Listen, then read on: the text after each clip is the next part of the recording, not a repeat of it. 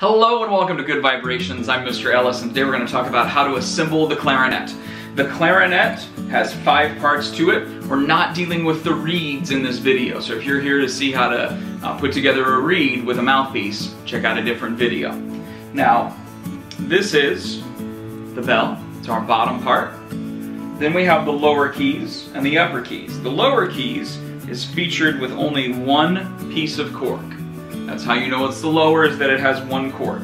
Because the upper part has 2 corks. So we got 1, 2. Then we have our barrel. And we have our mouthpiece. Now again, like I said, we're not worried about the ligature today in this video. We'll worry about that another day. This is the ligature. We'll set that off to the side for now. We're worried about the mouthpiece. The mouthpiece has one piece of cork on it and then a smaller hole at the top that the reed will sit on, not in. How do we put this together? Now there's a lot of different ways you can put your clarinet together, and I recommend building from the bottom up. So this is your bell, and we're going to start with our lower keys. Now our lower keys, the most important part to watch out for is this post right here. We do not want this post or this bar to get touched by our fingers as we're putting it together, because this is going to be a pushing and twisting motion, and we don't want to bend any part of the clarinet. So for me, my hands are a little bigger, so I am actually going to press down these 2 buttons right here. I'm going to push and twist together. And just for fun, this isn't something you necessarily have to do, but I like to line the logo up with the center of the instrument, because that'll make it look good. Our second piece coming together, the upper keys, is going to go on the lower keys. Now we have 2 different ends.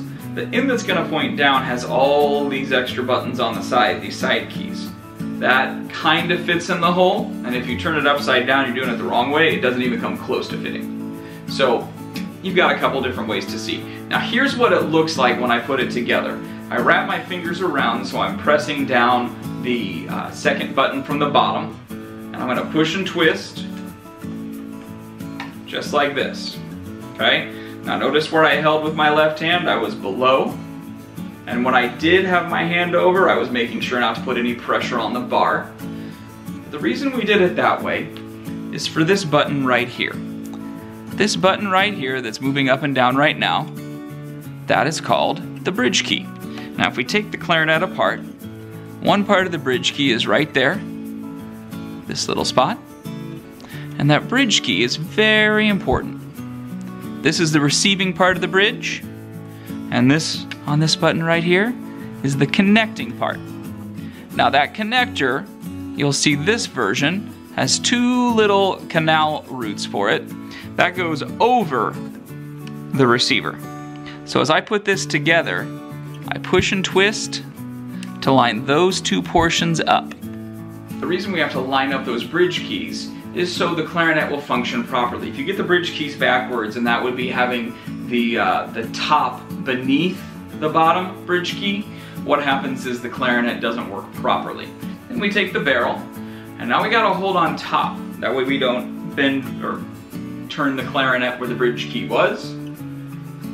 We're gonna twist and push again. And then the mouthpiece from the back.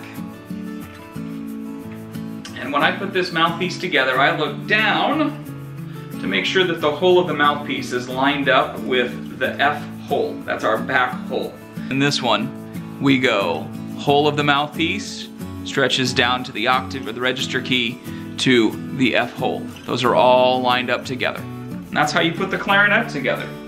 And that will be Good Vibrations.